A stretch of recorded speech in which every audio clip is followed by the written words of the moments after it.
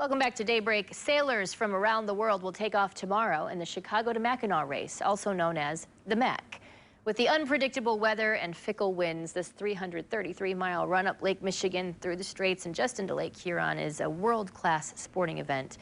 Like most other events, the race was canceled last year. One of the teams this year is based in Charlevoix, Michigan, made up of men and women with a lot of experience in sleepless nights, difficult weather, and relying on each other. They're a little more used to isolation than the rest of us, but they're still ready to put this past year and a half behind them. Boys, we ready?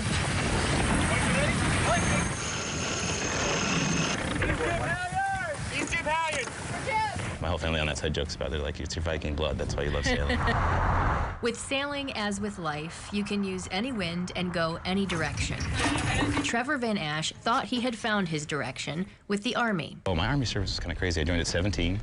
Why did you join so young? I kind of started hanging out with the wrong crowds in high school, and I was approached by a Vietnam veteran, actually. As a kid, I didn't know what direction I was taking, and somebody's going to kind of point you in the right direction and kind of mentor you to grow up a little bit. After a whirlwind of service, I got to Fort Bliss in November, and we went to NTC in January, and then I was in Iraq like 2 months after that. Trevor found himself off course. After I left the Army, I was kind of a little bit lost and didn't really know my place anymore, and so I decided to kind of set out and figure that out, and had stopped in northern Michigan. He moved to Traverse City, missing the military and the men and women who had become his support system. It was isolating, really didn't want to leave my house. There's a lot of things that, being around crowds and things kind of just really made me uncomfortable, and anxiety and things like that just from leaving the house. Ships in harbor are safe, but that is not what ships or people are built for. As FDR once said, to reach a port, we must sail, not tie at anchor or drift, but sail.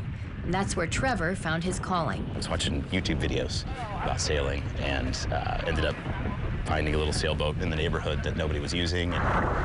His newfound love led him to Warrior Sailing, a nonprofit organization specifically for veterans. How's that mean? Ben Poucher, who grew up in West Michigan, helped get this foundation off the ground nearly 8 years ago. Take a turn off. He's based in Charlevoix now, where he spent the last week preparing for their first big event since before the pandemic, the Chicago to Mac race. We'd usually take a day off, but I got word from like a couple of the Warriors. They're like, I feel like I've had a year off. We don't need a day off. We don't need a day off. They're trying to teach me the military way. Sailing can be an expensive sport. Ben and his team rely on donations to make this a nearly cost-free experience for the veterans. The community here in Charlevoix, they've stepped up. I mean, we've had almost all of our meals provided.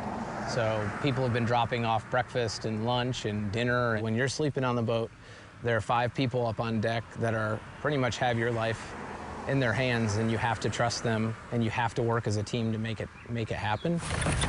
A team of sailors and a military unit have more in common than you might think.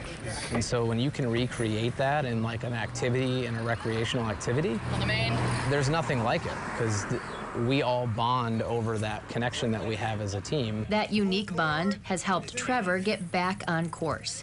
As any good sailor knows, when the wind doesn't blow your way, you adjust. That's actually turned into a paying gig for me, so You get to sail boats and deliver them and see these beautiful places. Exactly. On the return trip back in May, we got stuck in St. John for a couple of days in the Virgin Islands, and then it was absolutely terrible. We got stuck in Bermuda for 5 days, and I've run into people, that I've sailed with in one place.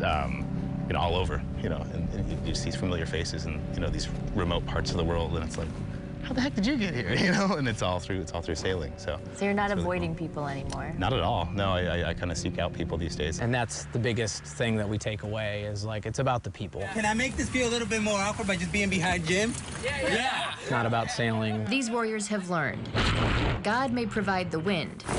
The rest is up to them.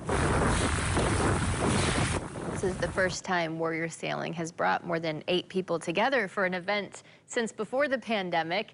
You can follow their progress in the race this weekend. We hope they have plenty of wind. We'll have their tracking information listed with this story at woodtv.com.